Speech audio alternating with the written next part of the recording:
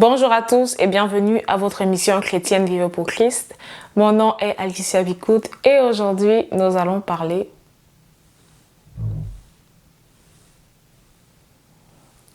des relations toxiques.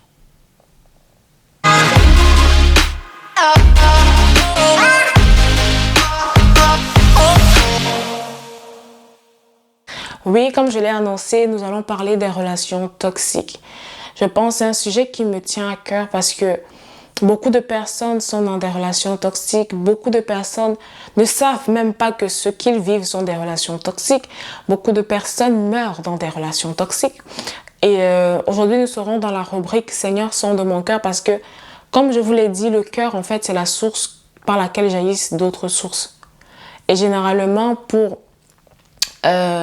observer un dysfonctionnement dans la vie de quelqu'un, on va regarder l'état de son cœur. Donc, on va entrer dans le vif du sujet. C'est quoi une relation toxique? Alors, j'ai ici une définition de Nouveau Canada qui va dire une relation toxique est un rapport dysfonctionnel. Ça veut dire quoi? Dysfonctionnel. Ça veut dire qu'il ne fonctionne pas normalement. Ça veut dire que il n'est pas comme les relations saines, il n'est pas comme une relation qu'on doit observer dans la vie de tous les jours. Il est dysfonctionnel, il ne fonctionne pas bien. C'est une relation dysfonctionnelle qui peut s'étendre sur plusieurs mois ou sur plusieurs années. Il y a des personnes même qui vivent dans des relations toxiques pendant toute leur vie. Cette relation, elle peut être amicale, elle peut être amoureuse, elle peut être professionnelle. Et on dit qu'elle est généralement marquée par un manque de respect et une mauvaise communication, une communication qui n'est pas saine du tout. Et on va aussi voir quelques caractéristiques des relations toxiques. Une relation, ce qu'on peut retrouver en fait pour que tu puisses te dire « Oh, peut-être je suis dans une relation toxique ». Une relation toxique, c'est une relation en fait où tu manques de sourire. On ne dit pas où il n'y a pas complètement de sourire parce que c'est possible qu'il y ait des moments en fait des courts moments en fait de joie, des courts moments où tu as l'impression peut-être c'est pas si mauvais que ça, mais c'est une relation qui sera marquée par très peu de ce genre de moments et beaucoup plus de moments en fait de tristesse ou encore des faibles moments de joie et des gros moments de tristesse. C'est aussi une relation où tu vas sentir un mal-être. Quand on parle de mal-être ici, on parle de ton être intérieur, on parle de ton âme. C'est-à-dire que tu ne te sens pas bien. Tu vois, tu ne te sens pas bien. C'est une relation aussi où il y a une forme de violence. Ici, on parle de violence. Ça peut être physique, ça peut être moral, ça peut être psychologique. Ce n'est pas forcément uniquement de la violence physique. OK? Et ensuite, on va voir des rapports de dépendance. Parce que ce qui fait en sorte qu'une personne va rester dans une relation toxique pendant des mois, des années, voire une vie, c'est justement cette dépendance affective qui fait en sorte que la personne, en fait, n'a pas... se sent, en fait, quelque part en prison émotionnellement avec cette personne et a du mal à sortir parce qu'il y a une dépendance affective. Ensuite, on constate aussi que les relations toxiques sont généralement des relations, comme on l'a dit dans la définition, où il n'y a pas une communication saine et fluide. Donc, les personnes en fait ne parviennent pas à communiquer ou la personne en fait qui subit la toxicité n'arrive pas en fait à poser un mot, à dire ce qu'elle pense, à dire ce qui...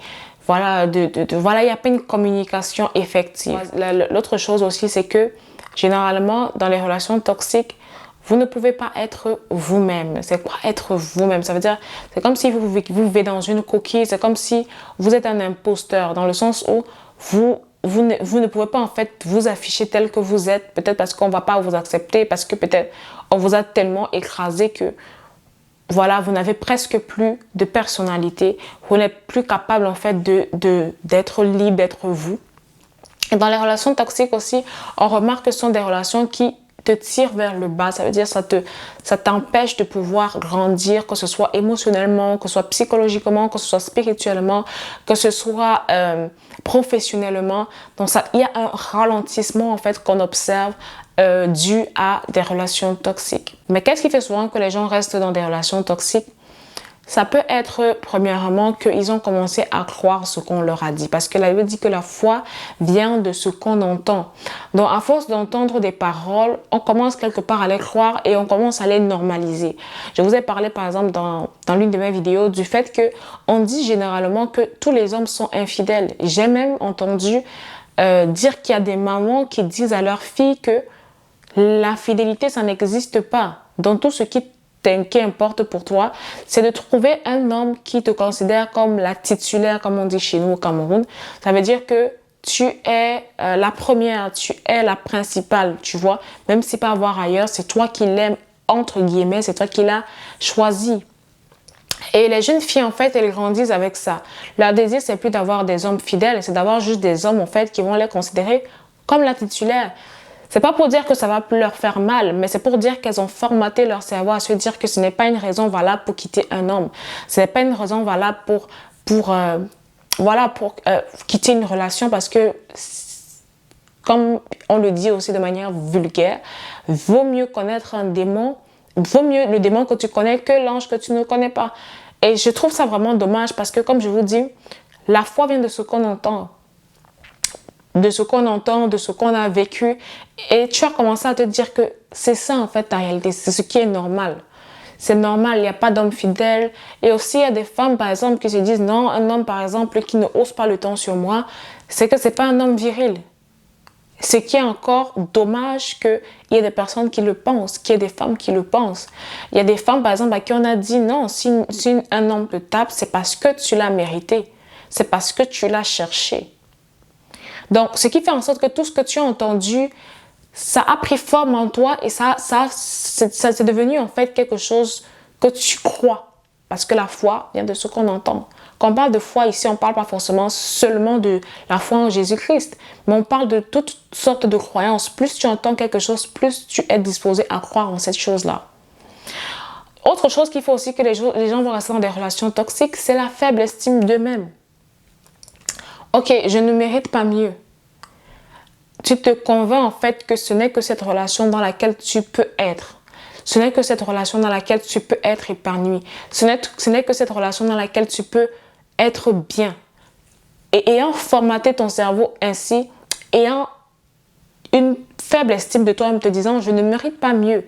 Je ne mérite pas mieux, je n'ai pas mieux, il n'existe pas mieux. Ou qui va encore m'aimer, qui va encore me considérer. Une faible estime de soi-même, c'est une des raisons majeures pour lesquelles les gens vont rester dans des relations toxiques. Des dépendances affectives. Ça veut dire que tu as un besoin énorme d'être aimé. Tu as un besoin énorme d'être apprécié. Tu as un besoin énorme d'être valorisé. Et même si cet homme, il est brutal, même s'il te parle mal, même s'il se comporte mal, la vérité, c'est que c'est la seule personne qui te donne de l'attention. Et tu commences à te dire que voilà, je préfère être avec lui, peut-être qu'il m'aime, mais il est juste maladroit. Donc, la faible estime de toi-même et la dépendance affective va beaucoup jouer sur le fait qu'une personne va rester dans une relation toxique ou non. Maintenant, il y a quelque chose qui va aussi caractériser les relations toxiques, c'est que tu vas te rendre compte que il y a deux types de relations toxiques. Il y a des relations toxiques où tu subis la toxicité de l'autre et il y a des relations toxiques dans lesquelles les deux personnes sont toxiques. Ça veut dire les deux personnes elles parlent mal, les deux personnes elles passent le temps à s'envoyer des pics, à se lancer des balles. Ce qui fait que le cœur en fait, qui est justement la terre sur laquelle va jaillir des sources, on se forme des caractères tout simplement à cause de ça. Les paroles ont du poids. Les paroles ont du poids. Je vous ai dit que la parole, c'est une semence. Et ça va faire germer en vous, en fait, des caractères et des personnalités qui ne sont pas les vôtres, en fait, dès la base, dès l'origine. Maintenant, comment est-ce que remédier? Comment est-ce qu'on sort d'une relation toxique? Donc, avant de parler de comment est-ce qu'on sort, je vais parler des conséquences d'une relation toxique. Les conséquences qu'on peut observer à la suite d'une relation toxique, c'est premièrement le fait que les mauvaises compagnies corrompent les bonnes mœurs. Ça veut dire que tu peux voir une personne, elle a grandi, elle était pleine de joie, elle était pleine de vie. Elle tombe dans une relation toxique, tu ne la reconnais plus. Elle est devenue aigrie, amère, soucieuse, inquiète. Pourquoi? Parce que il n'y a pas de paix dans cette relation, il n'y a pas de joie, il n'y a pas de... Voilà, elle a complètement changé. Cette compagnie qu'elle a rencontrée a corrompu son cœur. Quand on parle ici de corrompre les bonnes mœurs, ça ne veut pas forcément dire que ça se limite simplement à ce que tu sois devenue une méchante personne. Mais ça te dénature, ça te change en fait de qui est-ce que tu étais avant. dans le mauvais sens. Une autre chose aussi, on va voir des personnes par exemple qui vont se suicider. On va voir des personnes qui vont commettre des meurtres dans des relations toxiques vraiment très très toxiques. On va voir des personnes qui vont commettre des meurtres, on va voir des personnes qui vont se suicider. On va voir des personnes également qui vont se résigner. C'est quoi la résiliation? C'est que tu arrives à te dire que, comme je l'ai dit, you don't deserve better. Tu ne mérites pas plus. Qui vont rester dans des relations où elles sont complètement marginalisées, où elles sont complètement piétinées, dévalorisées. Qui vont même se marier avec leur gourou. Qui vont se marier avec des personnes qu'elles savent, dont elles ont la conscience,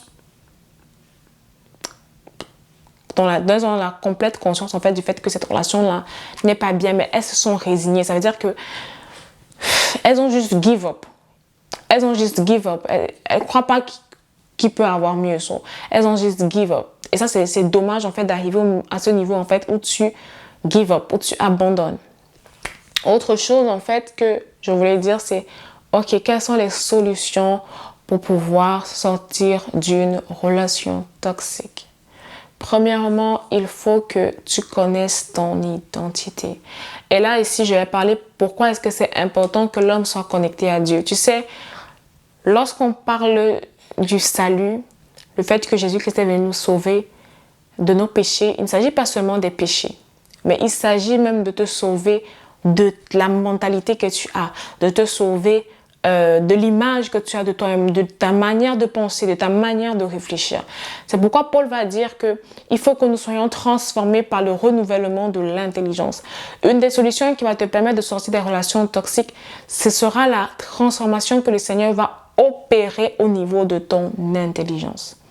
Il va te rappeler qu'est-ce que tu es. Il va te rappeler ce qu'il veut pour toi, les plans de bonheur et non de malheur qu'il a pour toi.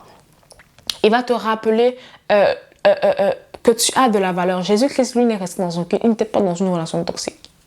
Il n'avait pas de relation toxique. Il choisissait ceux qui voulaient rester à côté de lui. Il choisissait ceux qui allaient être à côté de lui. C'est pas parce qu'il aimait le monde entier qu'il vivait dans des relations toxiques, non. Il savait choisir son entourage. Il savait choisir les personnes avec qui il allait marcher. Et je veux dire aussi quelque chose. Toutes les relations ne sont pas forcément à abandonner. Parfois, si c'est toi la personne qui est toxique, il faut que tu travailles sur toi. Il faut que tu travailles sur toi.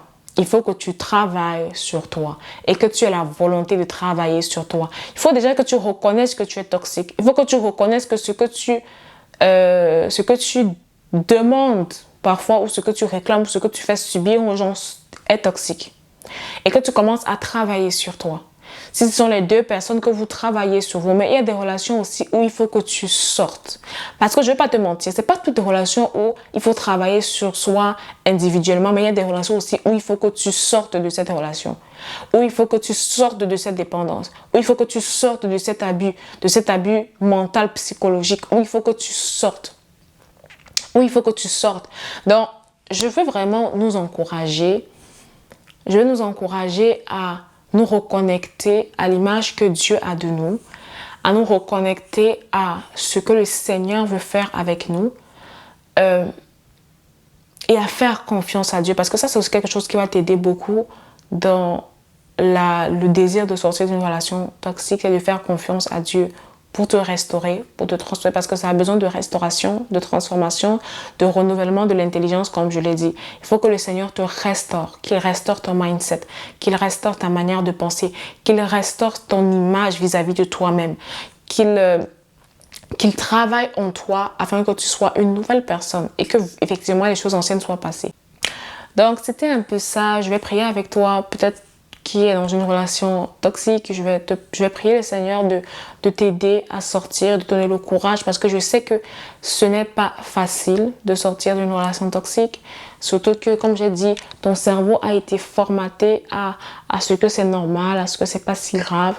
Donc, je vais vraiment prier que le Seigneur te donne la foi, le courage de sortir de cette relation, de dire non, enough is enough, de sortir de cette relation toxique, qu'il te donne le courage de te reconstruire, qu'il te fortifie, qu'il te transforme, qu'il te restaure à l'intérieur de toi, dans ton identité avec toi-même, afin que tu puisses être en joie, en paix, parce qu'elle avait dit qu'il désire que notre joie soit parfaite. Donc Dieu te donne sa paix, il te donne sa joie, il te donne son amour pour pouvoir triompher de cette situation. Il t'aime, tu n'es pas seule, tu n'es pas toute seule, tu as un vaillant guerrier qui est avec toi pour ce combat que tu es en train de mener.